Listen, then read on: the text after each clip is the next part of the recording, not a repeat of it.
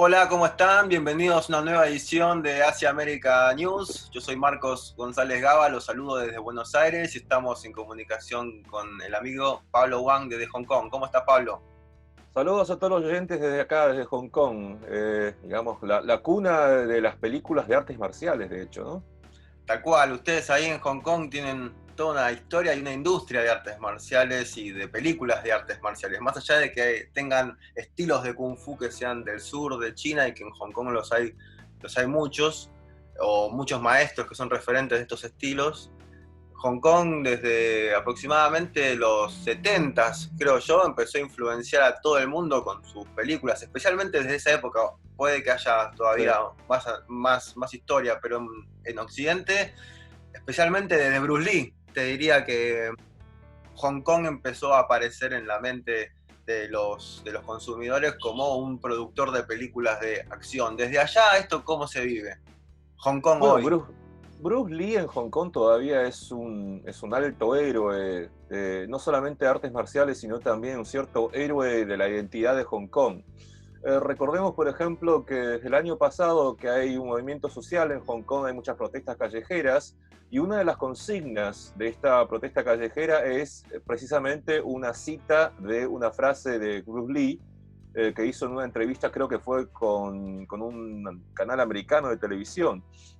Fue un programa de noche de entrevistas, me podés corregir si me equivoco. Y lo que decía Bruce Lee es que en las artes marciales uno tiene que ser como el agua, tiene que ser fluido como el agua y se encuentra con diferentes obstáculos, cambia su estrategia, se adapta y entonces se condensa en dos palabras en inglés, be water. Y si querés agregarle más, be water, my friend. Eso es lo que dijo Bruce Lee en los 70, creo, y eso todavía se venía repitiendo ayer, te digo, te juro que hasta ayer en las calles de Hong Kong. O sea, para los hongkoneses es toda una memoria colectiva y todo un símbolo de identidad. Incluso me acuerdo que en Bangkok, que hay muchas calles, centros comerciales, mejor dicho, que venden estos juguetes muy retro, muy vintage. Y hay una tienda que conozco que vende exclusivamente artículos de Bruce Lee. O sea, artículos, pósters, muñecos, cualquier cantidad de cositas que tienen que ver con las películas de Bruce Lee. Y no son baratos, estamos hablando de cientos de dólares americanos por artículo. Pero son artículos altamente coleccionables y esto es lo que la gente de Hong Kong tiene como memoria de Bruce Lee, digamos, ¿no? Pablo, acá en Argentina, por lo menos, bueno, yo practiqué ciertas artes marciales desde muy chico, empezando por judo, pasé por el kung fu, aikido, tai chi chuan, volviendo a China, y ahora practico iaido, que es un arte marcial japonés Mm. muy linda, y tuve la suerte de escribir para una revista que se llamaba Judo Karate, aquí en Argentina, que era una revista especializada en artes marciales, y mucha gente me comentaba que empezó a entrenar artes marciales después de ver una película de Bruce Lee y que no importa si vos fueses a un dojo de karate o de taekwondo, que era karate coreano en esa época, o a cualquier Ujú. otro dojo, todos te decían que hacían kung fu, que hacían lo que inventó Bruce Lee y lo que había mostrado en esas películas, en Operación Dragón específicamente, que Ujú. fue la película con la que él llega a Occidente, pero él antes había hecho ya otras películas para el público chino. ¿Qué quedó de esa industria de Hong Kong de artes marciales? Sabemos que Ip Man fue una película muy importante estos Sí. últimos años, pero en general el público sigue, ¿crees vos, tan conectado como en esa época, digamos, en la época de los 80s en adelante, las artes marciales en Hong Kong? ¿O cuál es la relación Mm. actual que tiene la gente con ese elemento folclórico y cultural? Bueno, te digo que dojos, yo creo que en Hong Kong todavía hay algunos, pero no son muchos. En Hong Kong ahora tengo entendido que está bastante de moda la práctica de, no sé cómo se dice en castellano, MMA, Sí, MMA. O MMA. sea, sí, entonces artes marciales tradicionales chinas no sé hasta qué punto llegan a calar en la psicología popular de Hong Kong. Pero, a ver, una vez me acuerdo que un canal de televisión extranjero vino acá a Hong Kong a hacer un documental y me preguntaban si podía llevarlos a un parque para fotografiar, para grabar a los ancianos haciendo tai chi. Yo le dije, eso no existe en Hong Kong. No, no vas a encontrar a nadie prácticamente. Si encontrás a uno haciendo tai chi es casualidad, pero no vas a ver una formación de 50 personas haciendo tai chi en un parque en Hong Kong por las mañanas. Eso no es normal. O Eso sea, no es común en ningún lugar, te diría casi. Es más una imagen ni siquiera en occidental. China continental, claro, ni siquiera en China continental. Si hay algo así parecido, debe ser quizás, qué sé yo, Falun Gong, en algún proyecto, alguna actividad muy programada, diría yo, ¿no? Pero, o sea, entonces el problema es este. Por ejemplo, me acuerdo cuando yo recién llegué a Argentina y me veían la cara de asiático, lo primero que preguntaban, ¿sabes Kung Fu? Y no sé Kung Fu.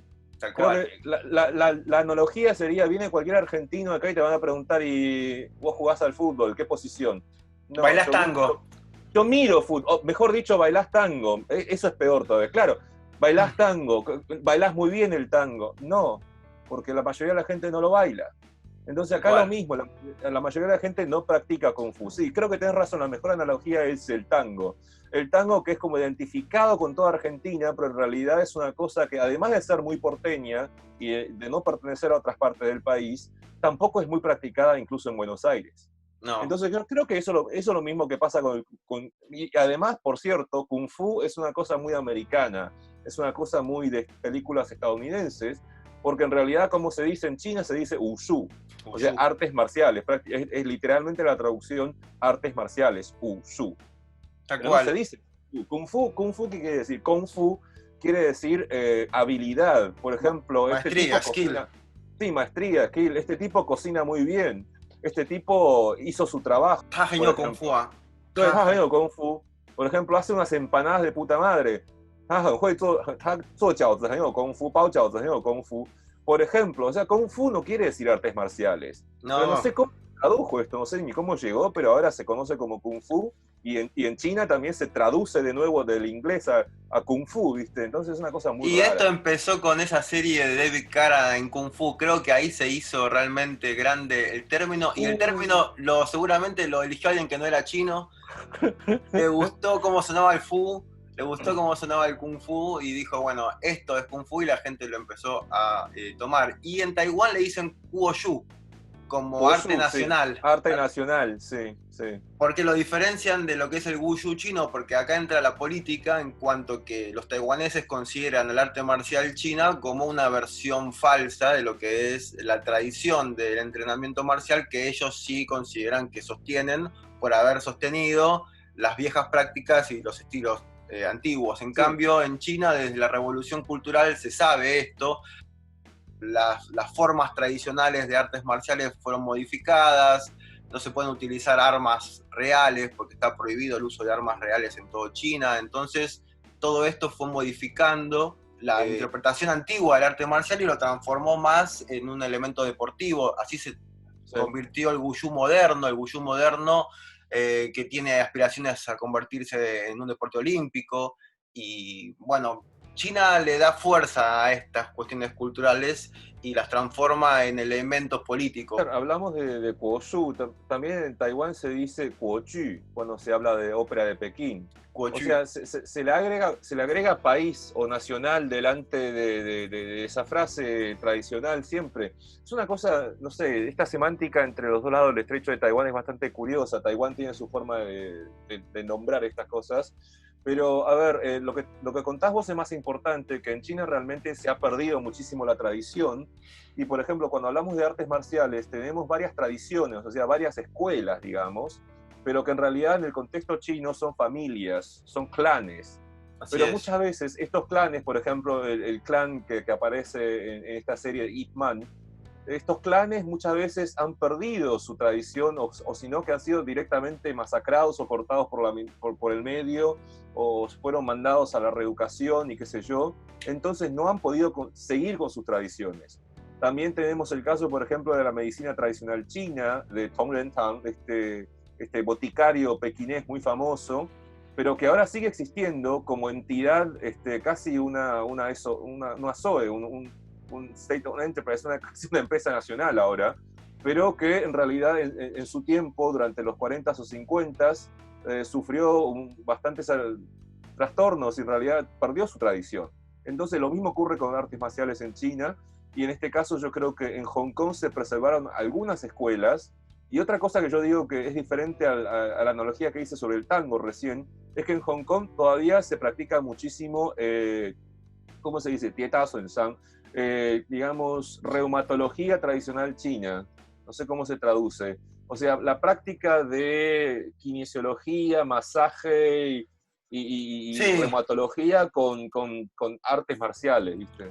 Chong-I, todo lo que Sí, sería la básicamente, medicina. sí, una cosa muy particular del Chong-I, que es la terapia muscular, y qué sé yo, la reumatología. Se practica mucho eso. Por ejemplo, cuando mucha gente tiene un esguince, algún, qué sé yo, problema muscular o de la articulación, va a estos lugares en los que supuestamente tenés un maestro de Wushu y te practica algunas cosas y después te acomoda los huesos, ¿viste? Tal Eso cual. eso se hace mucho todavía en Hong Kong, pero no tanto que la gente vaya a practicar precisamente esa escuela de arte marcial. Tengo que decir varias cosas al respecto. Primero que cuando viví allá, especialmente en Taiwán, vi que no había mucho deporte. Yo vi que la gente estaba más dedicada a estudiar y a trabajar. Y en ese sentido aprendí que para ellos el Kung Fu no tiene un valor que puedan aplicar a su día a día, porque tienen que trabajar, tienen que dedicarse a cuestiones que son más urgentes y más importantes. No le pueden dar el mismo valor que le damos acá, en una sociedad en la cual se trabaja todo el tiempo, a toda hora, todos los días. Creo que perdieron la posibilidad también de dedicarse a algo que no tenga un sentido comercial. Especialmente en China, te digo, creo que en Taiwán, que es más tradicional, puedes encontrarte gente que sigue alguna filosofía de este tipo. Pero en China comunista, que lo digo así en términos de que la sociedad está regida por esos valores, no se conecta mucho con esta parte tradicional, que además es supersticiosa, porque los maestros de artes marciales tienen poderes, manejan chi, que es una energía que no es Sí. comunista en los términos concretos de los que hablamos del mundo real, de No lo es que hablan ateo, ellos. no es Tal cual. laico. Tenés que hablar de las energías, tenés que hablar del uso de plantas para medicina, tenés que hablar de medicina tradicional, de moxibustión, tenés que hablar de muchas terapias y de muchos conocimientos que creo que la revolución cultural combatió. Y después de esos momentos específicamente, todas estas grandes enseñanzas que tenía China se fueron perdiendo y se fueron expandiendo a otros países. Por eso es que a partir de los 70, 60, 70 empieza a expandirse todo este conocimiento al resto del mundo y que Bruce Lee inclusive llega a Estados Unidos y que expande esto. Sí. Hasta ese momento no era muy común que en Occidente se conociera tanto y que los chinos además hablaran abiertamente de estos conocimientos a los occidentales, porque de alguna manera es su cultura y no la estaban compartiendo en esa época con el resto del mundo. Así que el impacto político que tuvo la revolución cultural en China generó también una expansión hacia otros países y un exilio de muchos maestros que abrieron este juego a otros países. Pero te Eso, quería eso fue comentar. precisamente lo que le dio lugar a todo este espectáculo en Hong Kong y que luego fuese exportado a Hollywood. Tal cual. Eso fue precisamente lo que instó toda esta posibilidad que tenemos ahora, por ejemplo, películas de ciencia ficción como Matrix o qué sé yo, o películas de acción normales y corrientes que ya tienen elementos de artes marciales chinas incorporadas dentro de la acción. Y Pablo, tienen elementos del cine de Hong Kong, porque todo el Sí, cine sí, occidental, Matrix y todas las películas que están basadas en una realidad asiática, por ejemplo, Matrix está basada en un cómic que se llama Ghost in the Shell, que es cyberpunk, que es de Japón de los 90, y todas esas imágenes de Asia las sacaron de muchas películas de John Woo, por ejemplo. John sí, Woo, un sí, famoso director de Hong Kong que de Hong hizo Kong. muchas películas y que terminó trabajando en Hollywood en los 90, pero muchas escenas en las cuales dos personas se están apuntando con un arma al mismo tiempo, que son típicas de Tarantino también y de Sí. otras películas de, eh, de artes marciales de Hollywood, están basadas mucho en el cine de los 70s, de No, los... claro, claro. Hablando de Tarantino, por ejemplo, recién hablábamos de David Carradine y hablamos de Kung Fu, de la serie televisiva de los 80s, y precisamente uno de los protagonistas, Bill, de Kill Bill, es David Carradine. Yo creo que de esa forma también Tarantino está haciendo un doble homenaje, digamos, riéndose. Es todo muy intertextual lo de Tarantino. Primero una crítica, autocrítica del cine, de la televisión, de la cultura popular americana, y después un revertimiento a las fuentes originales, por ejemplo, con Pat May, con el maestro de Bill, Tal y cual. después con el final de que Black Mamba finalmente asesina a Bill. Entonces se cierra ahí un capítulo de la historia de las artes marciales para Quentin Tarantino. Pero volviendo a lo de China, yo creo que es interesante ver cómo a pesar de la revolución cultural, a pesar de toda esta oleada que trajo a los maestros de artes marciales a Hong Kong y luego los exportó al resto del mundo, luego ahora con qué sé yo, ¿cómo lo llaman? Rejuvenecimiento del pueblo, de la nación china, ahora se hace mucho énfasis en la medicina tradicional china. Por ejemplo, en el combate del COVID-19, el gobierno, y particularmente Xi Jinping, el mismo líder chino, habló de aplicar la medicina china para la cura del COVID-19.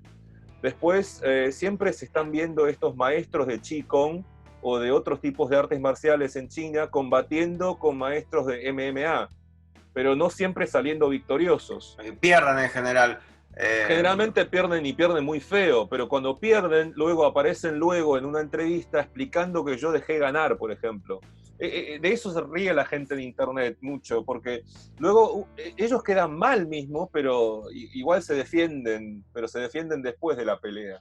Creo que ahí juegan varias imágenes que son extrañas. Por ejemplo, el arte marcial tradicional, el tai chi, el qigong como trabajo de la energía del cuerpo, no son compatibles con el MMA. Y lo que pasa es que estos artes marciales tradicionales tienen una imagen de sí misma, de invencibilidad, porque manejan energía, porque tienen una salud súper poderosa, porque tienen una dieta, porque son guerreros teóricamente que manejan el linaje tradicional de entrenamiento, y caen en su propia autopercepción falsa, ¿no? Al pensar que pueden enfrentarse a un boxeador que está entrenado para recibir golpes, que no tiene problema en que le partan la nariz, que ya se la partieron, que ya recibió muchos golpes en la cabeza, que está mucho más acostumbrado al clinch, a todo ese trabajo físico que es tan molesto.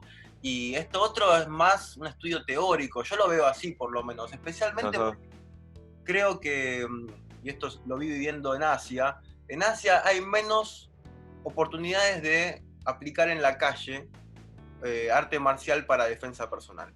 En cambio, en Occidente, todo el estudio de artes marciales está basado en que sea aplicable a la calle.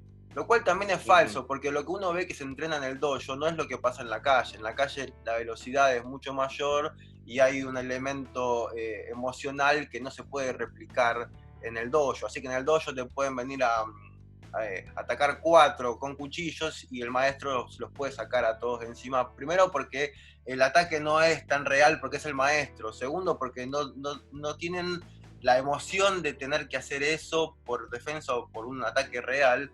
Y todo termina en una pantomima. Es mi punto de vista, por lo menos, de lo que termina pasando en cuanto uno ve un video de un ataque real tomado por una cámara de seguridad y qué pasa. Que en 2 segundos murieron 4 y aparecieron con 2 cuchillos, pim, pim, pim, y se fueron corriendo, y uno ve lo que pasa en el dojo, que viste, la gente se mira, le tira el cuchillo desde la cintura, hace toda una pantomima, y creo que es incompatible un mundo con el otro. Por eso la búsqueda que se está haciendo a veces de poner o de enfrentar a las artes marciales tradicionales con las más modernas, como el MMA, que es muy moderno, tiene un sentido más bien, como decís vos, para la gracia, humorístico, porque no vas a poder realmente ver el desarrollo técnico del tai chi y demás. Creo que es otra filosofía completamente diferente. El tai chi debe ser un arte marcial, no lo tengo claro, que tiene más de 1500 años aproximadamente. El Kung Fu de Shaolin también, porque Shaolin empieza con la llegada de Tamo a China, que es un monje que sale de la India, y llegó a partir del siglo V a China. Así que más o menos tiene 1500 años, y estamos hablando de monjes guerreros que aplicaron eso a la guerra, que aplicaron eso para llevar adelante alguna obra de justicia con respecto a alguna injusticia que podría estar viviendo alguna población para la que fueron llamadas, pero hay que hacer una diferencia entre las artes de la guerra y las artes de combate. Creo que esa es finalmente la diferencia. El arte de la guerra es prepararte para la muerte.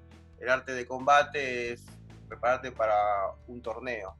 Y te digo algo que tiene que ver con artes marciales que me habían comentado artistas marciales occidentales que decían: Oriente nos dio las artes marciales, Occidente le devolvió los exámenes de graduación.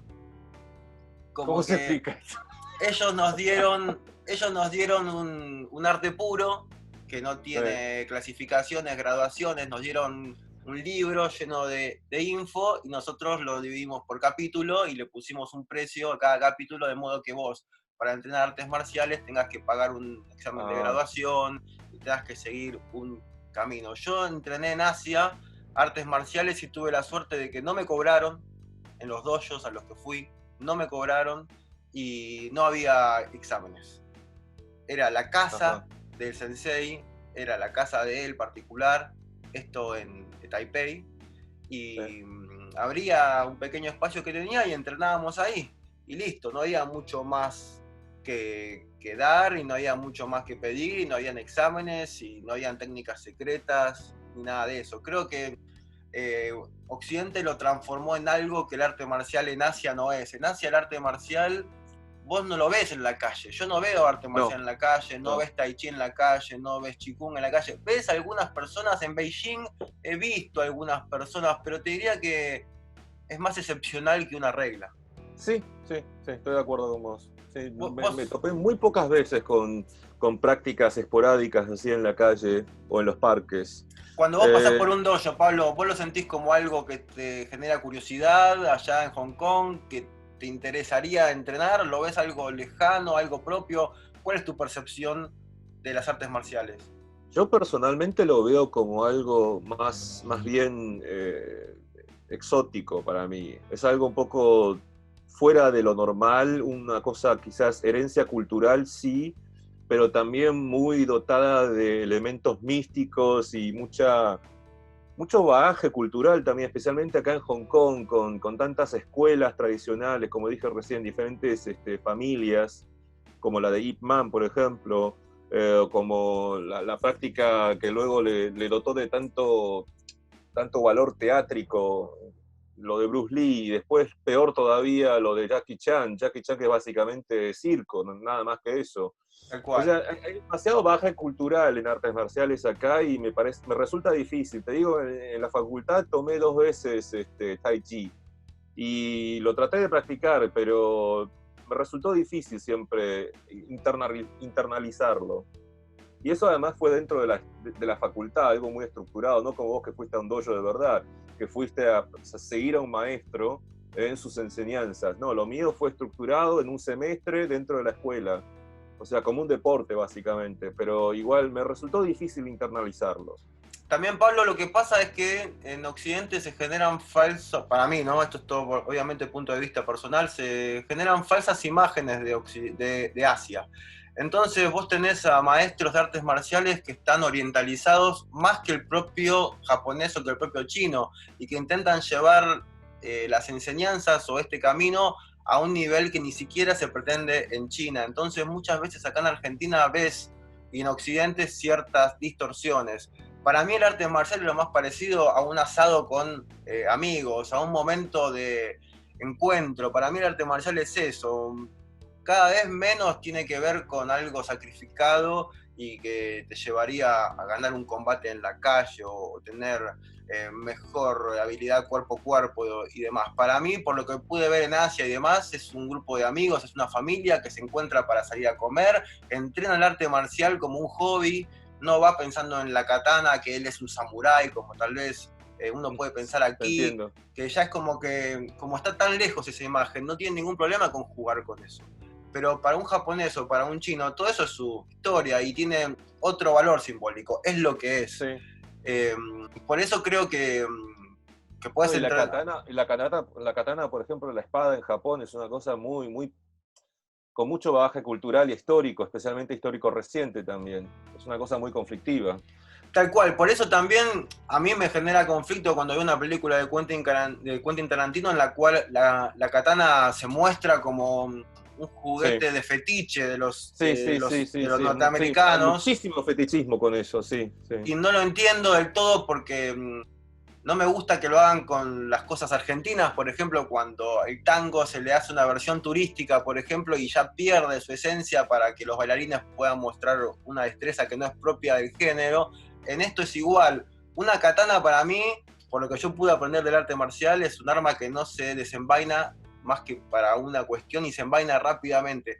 No se muestra, no se sacan fotos, no es un arma que se use para lastimar como se muestra en las películas con 60 cortes, es un corte y una sensación y un espíritu para hacer ese corte. No es que vos querés masacrar a alguien y romperlo en 60 pedazos, ¿entendés? Entonces todo este sadismo que tal vez es occidental en los términos de que le gusta, bueno, también japonés, porque digamos que el cine de Quentin Tarantino es japonés en muchos sentidos, porque él toma mucho desde Akira Kurosawa a otros grandes directores, y creo que, bueno, es más un director con mucha influencia.